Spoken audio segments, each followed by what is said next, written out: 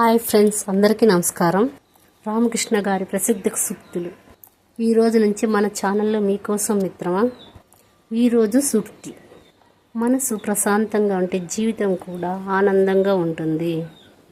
ఇలాంటివి ఇంకా కావాలంటే మన ఛానల్ని సబ్స్క్రైబ్ చేసుకోండి, లైక్ చేయండి, షేర్ చేయండి.